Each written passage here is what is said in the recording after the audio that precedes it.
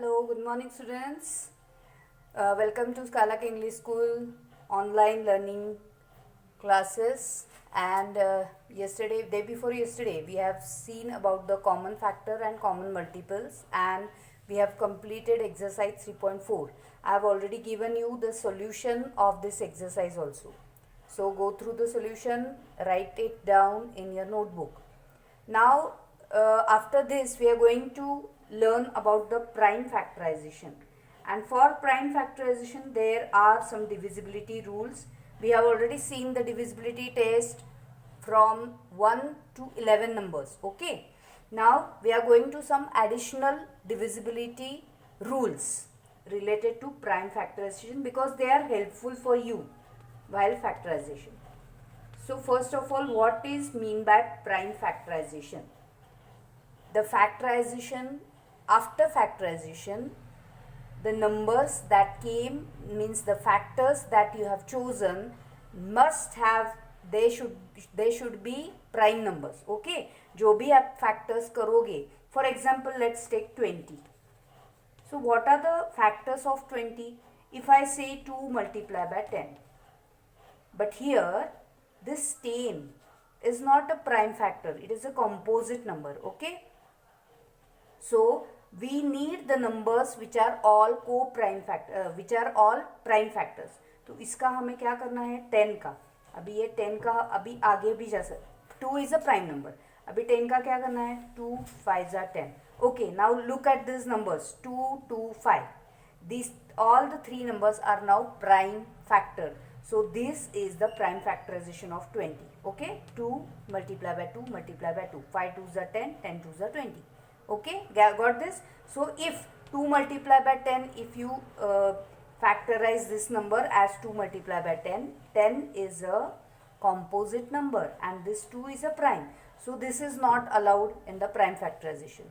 Prime factorization means all the factors should be prime numbers. Okay, that you have to keep in mind. Now, so like this, you can make a tree diagram for this factorization. For example, let's take 60 number.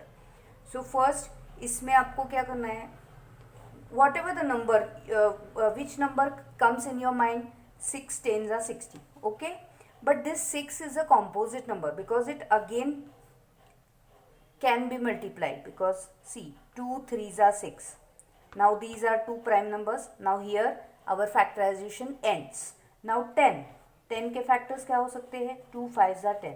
Now see, here these are the prime numbers, these are the prime numbers, means 2 3 2 5 are the prime factors of this 60. So this is a tree diagram. This is a very easy method, you can write accordingly. Okay, like this. Again, one more example I will take, one difficult, this 980, and I think I have shown you how to factorize this. इसके लिए मैंने ये method भी सिखाई थी आपको. ये 0 है, यानी सबसे छोटा प्राइम नंबर कौन सा है, 2 है. So start with the 2 number. Okay, 2 से डिविजिबल है क्या नहीं पहले चेक करना है. As it is a 0 number means it is divisible by 2. तो 980 को आपको 2 से डिवाइड करना है. ये मैं ओरली दिखाती हूँ कैसे करना है. First number is 9. 2 के टेबल में 9 या उससे छोटा नंबर कौन सा आता है, 8. सो 2 4 8. 9 में से 8 गए, 1 इधर लगाया, 18 हो गया. 2 के टेबल में 18, 2 9 18. 18 minus 18 0 and this 0. Okay, now again 0 is there, so again it will be divisible by 2. This number is, so again divide 490 by 2. इसका डिवीजन का आंसर आपका नीचे आएगा. 2 4 नंबर, 2 2 ज़ा 4, 4 minus 4 0, 9. Next number is 9. 2 के टेबल में 2 4 ज़ा 8, सो 9 minus 8 1. सो ये इधर आएगा 1, दैट इज 1 0 10. 2 5 ज़ा 10. Now here the number comes as 5, so it is not divisible by 2. Now 5 के लिए अभी उसके 2 के बाद का है 3, तो 3 की डिविजिबिलिटी कैसी है, 5 + 4 9, 9 + 2 11. 11 नंबर 3 के टेबल में नहीं आता है. सो उसके बाद का क्या है, 3 के बाद 4 है. 4 के लिए डिविजिबिलिटी क्या है, टेक द लास्ट 2 नंबर्स. 45. 4 के टेबल में 40 आता है क्या, नहीं आता है. So next number is 5. 5 से डिविजिबल है, क्योंकि यूनिट प्लेस पे नंबर अगर 5 और 0 होता है तो 5 से डिविजिबल होता है, यानी 5 से डिवाइड करना है आपको। 5 से डिवाइड करो, फर्स्ट 2 नंबर्स, ये 2 5 से छोटा है इसीलिए 2 पहले नंबर लिए 24। 5 के टेबल में 24 कब आएगा? 5 4 ज़ा 20, 24 में से 20 गए, 4 बचे, 4 यहाँ पे 5 के साथ लगाना है, दैट इज़ 45। 5 9 ज़ा 45। नाउ 49 ये 7 के टेबल में आता है, 7 7 ज़ा 49, 7 1 ज़ा 1। जब तक 1 नहीं आता है तब तक आपको फैक्टराइज करना है नंबर का। सो इसके फैक्टर्स, ये सब फैक्टर्स आ गए। प्राइम फैक्टर्स कौन से आए? 2 2 5 7 7। Okay, so this is called a factorization method, that is 2 multiplied by 2 multiplied by 5 multiplied by 7 multiplied by 7. These are the prime factors. ये सब प्राइम नंबर्स है। Okay, have you got this? So 980 के prime factors क्या हो गए? 2 2 5 7 7। Okay, now like this we will go to divisibility, more divisibility tests.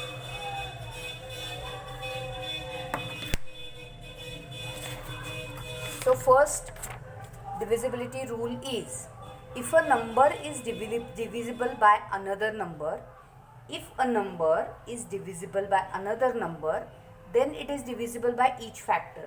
यही अभी हमने देखा। Let's take 24 number. 24 नंबर कौन से नंबर से डिविजिबल है? हाँ, अगर हमने लिया 6, ओके, 6 के टेबल में 24 आता है, 6 4 ज़ा 24। ओके, तो 6 के फैक्टर्स कौन से हैं? 2 3 ज़ा 6। ओके, तो 2 और 3 ये जो फैक्टर्स है, 6 के फैक्टर्स है 2 और 3, तो ये दोनों भी इस नंबर से डिविजिबल हो सकते हैं। ओके, यानी जो नंबर से आप डिवाइड कर रहे हो उसके अगर और फैक्टर्स होते हैं तो वो फैक्टर्स भी ये नंबर से डिविजिबल हो सकते हैं। That is the first rule. Okay, then next rule is, if a number is divisible by two co-prime numbers. What is mean by co-prime numbers? Co-prime means जिसके फैक्टर्स, कॉमन फैक्टर्स कुछ भी नहीं है, 1 के अलावा कौन सा भी कॉमन फैक्टर नहीं है। Have you got this?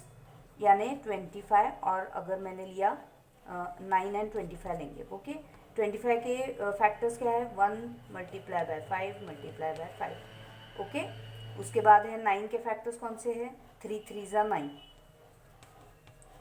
तो इसमें कॉमन फैक्टर है क्या कोई?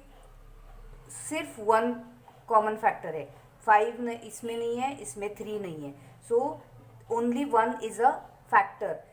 तो जिस नंबर में कॉमन फैक्टर 1 के अलावा कुछ भी नहीं होता है, that is called coprime number. Okay, तो को प्राइम नंबर्स ऐसा है, if a number is divisible by 2 coprime numbers, then it is divisible by their product also. जो नंबर को प्राइम से डिविजिबल है वो उसके product से ही। For example 4 and 5 ले लो। ओके, 4 5 से कितना होता है? 20। तो 4 and 5 are the coprime numbers. Okay, these are the coprime. तो उसका जो प्रोडक्ट है 4 5 सॉरी हम लेंगे 80। So 4 is divisible by 80, 5 is also divisible by 80। Okay, so इसका जो प्रोडक्ट है 4 मल्टीप्लाई बाय 5 कितना होता है? 5 4 ज़ा 20। Then that product is also divisible by 80। Okay, ये समझ में आ रहा है? सो को प्राइम फैक्टर्स जो है वो को प्राइम फैक्टर्स कौन से भी दो ले लो, उसका अगर प्रोडक्ट किया, प्रोडक्ट यानी मल्टीप्लिकेशन, वो दो नंबर की मल्टीप्लिकेशन का जो आंसर है, प्रोडक्ट यानी दो नंबर मल्टीप्लाई करने के बाद जो आंसर आता है वो भी उस जो दिया गया नंबर है उससे डिविजिबल होता है। तो ये ध्यान में रखना है आपको। Okay, then third is, this is second, then third, these are the coprime. Okay, third factor, third जो है, if 2 given numbers are divisible by a number, then their sum is also divisible. Let's take 16 and 20. Okay, let's take 16 and 20.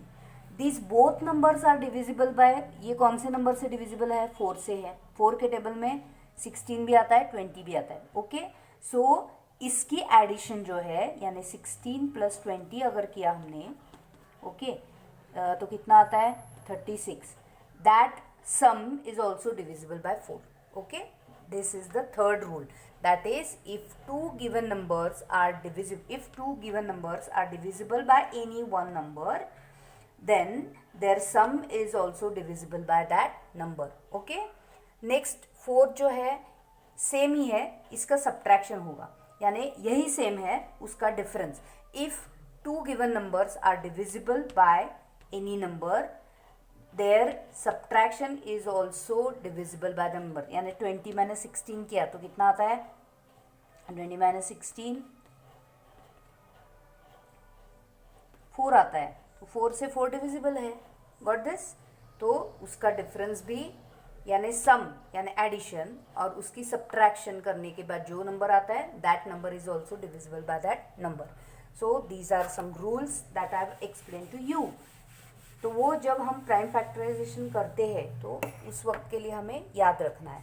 So now there is a exercise 3.5 where there are some statements are given to you that you have to specify that statement is true or false. तो first statement है if a number is divisible by 3 it must be divisible by 9.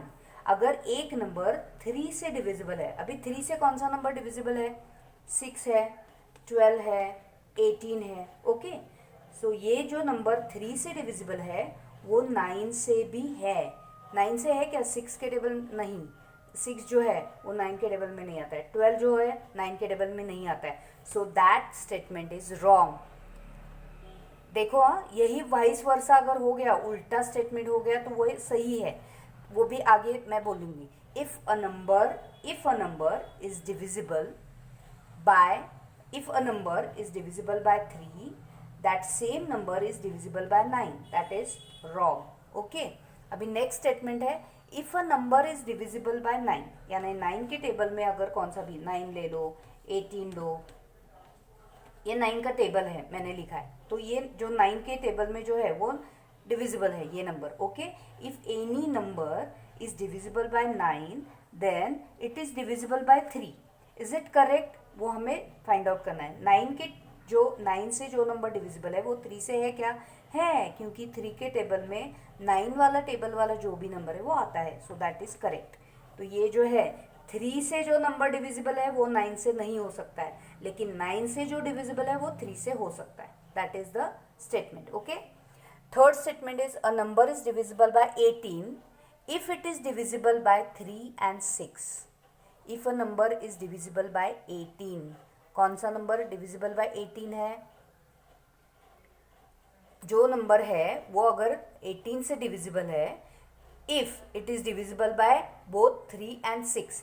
तो मैंने अगर 12 लिया, okay, तो 12 जो है वो 3 से भी डिविजिबल है और 6 से भी डिविजिबल है. 3 के टेबल में भी आता है, 6 के टेबल में भी आता है, लेकिन ये 12 जो है वो जो नंबर है वो 18 के टेबल में आता है क्या, 18 जो नंबर है वो 3 के टेबल में आता है, 6 के टेबल में आता है, लेकिन 3 के टेबल में जो भी नंबर आते हैं 3 और 6 के वो सेम 18 के टेबल में आते हैं क्या, ऐसा क्वेश्चन है.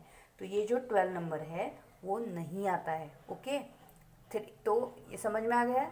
सो 3 and 6 के टेबल में जो नंबर आता है वो 18 से डिविजिबल होता है क्या, ऐसा क्वेश्चन है. If a number is divisible bye 18 it is divisible by both 3 and 6. That statement is wrong. Okay, अभी यही उल्टा है. अभी देखो, if a number is divisible by 9 and 10 both. Yes, if a number is divisible by 9 and 10, यानी एक number ऐसा है जो 9 और 10 दोनों से डिविजिबल है. तो ऐसा नंबर कौन सा है, 90 है पहला ही, क्योंकि 9 के टेबल में 90 आता है, 10 के भी आता है. तो ये दोनों के टेबल में जो नंबर आएगा वो नंबर देखो, then it must be divisible by 90. तो ये 90 से भी डिविजिबल है, यानी ये प्रोडक्ट से. तो हमने वो ये जो है अभी 90 के फैक्टर्स कौन से हैं, 9 और 10 है.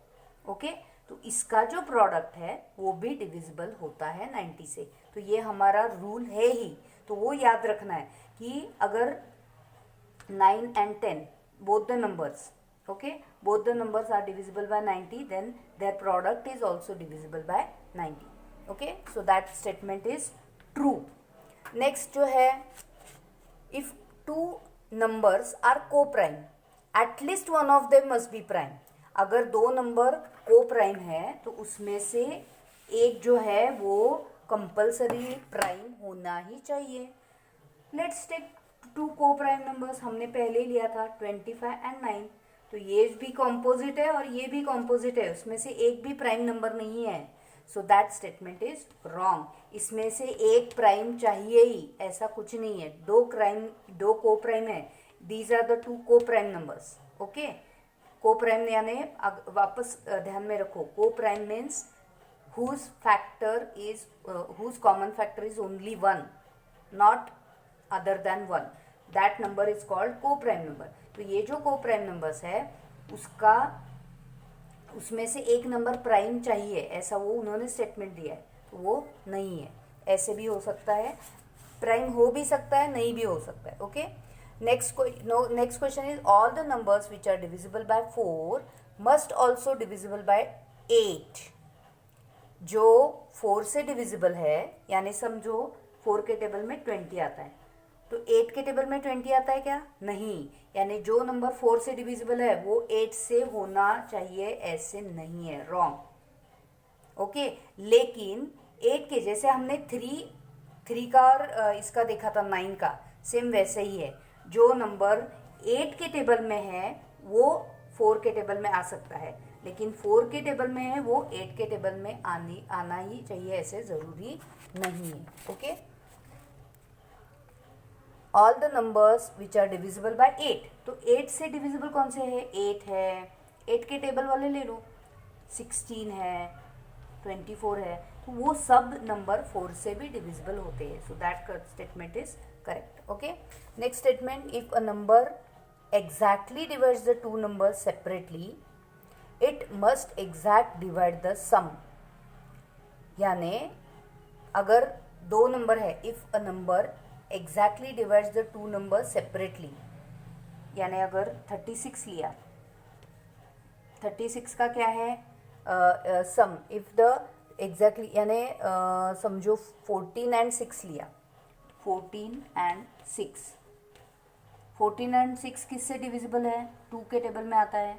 ओके, उन्होंने क्या दिया है देखो, if a number exactly divides two numbers, ये दो नंबर से वो एग्जैक्टली डिविजिबल है 2, then it must exactly divide the sum, तो उसका जो सम है उससे भी वो डिविजिबल होता है, यानी 14 + 6 कितना आएगा? 20, तो 20 से भी ये डिवाइड है, that is correct statement. If a number divides the two numbers separately, then it divides the sum exactly, that is correct।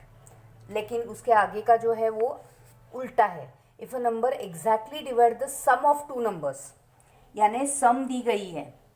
Okay, sum of two numbers यही लेंगे हम, 36 ही लेंगे। 36 जो है वो 2 से अगर डिवाइड है, लेकिन इसका सम मैंने ऐसे लिखा 31 + 5, ये मैंने सम लिखा 31 + 5, तो 31 और 5 वो 2 से डिविजिबल है? नहीं है, so this statement is wrong. Next question आपको दिया है, question number 2, here are 2 different factor tree for 60, write the missing number. तो उन्होंने वहाँ पे दो 60 के फैक्टर्स बोले हैं लिखने के लिए, तो मैंने पहले ही लिखा था आपको 60 के फैक्टर्स कैसे हैं, तो उन्होंने कैसे लिखा है देखो, ये 6 लिखा है और ये 10 लिखा है। ओके, उसके बाद ये 2 और ये 3 लिखा है, तो वहाँ पे आपको मिसिंग नंबर ये 5 दिया है और यहाँ पे मिसिंग नंबर है, तो 5 के टेबल में 10 कब आएगा? तो यहाँ पे आएगा 2। ओके, दूसरा सेम दिया है 30 एंड ये 30 दिया है और यहाँ पे क्वेश्चन मार्क दिया है, तो 30 के टेबल में 60 कब आता है? 30 2 ज़ा 60, तो यहाँ पे भी 2 आएगा। ओके, यहाँ पे वापस उन्होंने ट्री बढ़ाया है 10 क्वेश्चन मार्क, तो यहाँ पे कितना आएगा? 10 3 ज़ा 30। ओके, उसके बाद वापस उन्होंने 10 का फैक्टराइजेशन किया है और वहाँ पे 2 क्वेश्चन मार्क बनाए हैं, तो ये जो लास्ट नंबर है वो क्या होने चाहिए आपके फैक्टराइजेशन में? प्राइम नंबर होने चाहिए, तो यानी ये हो गया 2 5। ओके, 2 5, तो ये 2 5 3 और 2 ऐसे हो गए, उसके फैक्टराइजेशन क्वेश्चन मार्क में आ गया। ओके, नेक्स्ट क्वेश्चन है which factors are not included in the prime factorisation of composite number. Composite number है, okay. See which factors are not included in the prime factorisation of a composite number. यानी कौन सा भी एक composite number लो, 20 लो या समझो कितना है 39 लो, okay. These are the composite numbers. तो कंपोजिट नंबर्स में जो भी फैक्टर्स आएंगे तो वो फैक्टर कैसा होगा, कौन सा फैक्टर उसमें इंक्लूड नहीं होगा, कौन सा नहीं होगा, कंपोजिट नंबर इंक्लूड नहीं होगा. क्योंकि प्राइम फैक्टराइजेशन का डेफिनेशन हमने क्या बोला है, all the factor should be prime. तो उसमें इंक्लूड क्या नहीं होगा, कंपोजिट फैक्टर उसमें नहीं इंक्लूड होगा. Composite factor is not included in the prime factorization of a composite number. Okay. Then next, write the greatest 4-digit number and express it in the terms of its prime factor. तो greatest 4-digit number क्या है, 9999. उसका आपको factorisation करना है, prime factorisation. तो आप इस तरीके से करो या ट्री मेथड से करो, कैसे भी करो, ओके. तो ये बहुत इजी है क्योंकि 9 नंबर है तो 3 से होगा. 3 3 ज़ा 9, 3 3 ज़ा 3 3, ओके. इसके बाद 3 1 1 1 1. अभी ये जो है 1 नंबर है तो ये कौन से किसके टेबल में आएगा, ये 4 हो गया. 11 के टेबल में आता है. 11 1 ज़ा 11 0, 11 1 ज़ा 11, 1 0 1, 1 + 1 2, 1 0 1. तो ये जो नंबर है 101 वो किसके टेबल में आता है, 101 इज अ प्राइम फैक्टर है. तो ऐसे इस तरीके से आपको फैक्टराइजेशन करना है उसका, ओके. नेक्स्ट जो है, right the smallest 5-digit number and express it in the form of prime factor. Smallest, इसके लिए आपको नंबर मालूम होना चाहिए. Smallest 5-digit 1 0 0 0 0, that is 10,000 is your smallest smallest 5-digit number और उसका आपको फैक्टराइजेशन करना है, ओके. तो उसका फैक्टराइजेशन करो. नेक्स्ट जो है, find all the prime factors of 1729 and arrange them in a ascending order. यानी आपको 1729 जो है उसके फैक्टराइजेशन करने, उसको फैक्टराइज करो. ये जो है इसके लिए आपको डिविजिबिलिटी टेस्ट यूज़ करनी पड़ेगी कि कौन से टेबल में ये आता है और उसकी डिविजिबिलिटी टेस्ट चेक करके वो नंबर्स कौन से नंबर से वो डिविजिबल है वो देखना है. और उसको आपको असेंडिंग ऑर्डर यानी छोटे से बड़े नंबर तक अरेंज करना है, okay. Then the product of 3 consecutive number is always divide by 6. The product of 3 consecutive number is always divisible by 6. कौन से भी 3 नंबर लो कॉन्जिक्यूटिव यानी 1 2 3 हमने लिया तो 1 + 2 + 3 कितना हुआ 6. 6 नंबर 6 से डिविजिबल है, करेक्ट है. आगे का लेंगे कुछ तो हम समझो 11 + 12 + 13, okay. The sum of the product of 3 consecutive number, sorry multiply करना है. The product of 3 consecutive, the product of 3 consecutive number is always divisible by 6. तो इसका आपको मल्टीप्लाई करना है और 6 से डिविजिबल है कि नहीं देखो, ओके. चेक करो हर एक नंबर का. वेरीफाई, तो वेरीफाई करना यानी एक एग्जाम्पल आपको शो करके दिखाना है, ओके. देन नेक्स्ट है, the sum of 2 consecutive odd numbers is divisible by 4. consecutive odd numbers यानी ये फर्स्ट ऑड नंबर है, ये सेकंड ऑड नंबर है. तो उसका जो प्रोडक्ट है यानी कौन सा, द सम ऑफ 2 consecutive, सम बोला है यानी 3 + 1 4. यस 4 से डिविजिबल है. अभी दूसरा लो ऑड नंबर समझो 7 + 9, ये ऑड नंबर है. 9 + 7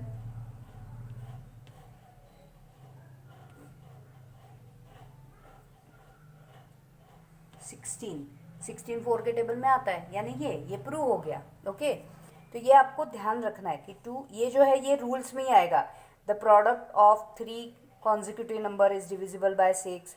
the sum of 2 odd consecutive number is divisible by 4.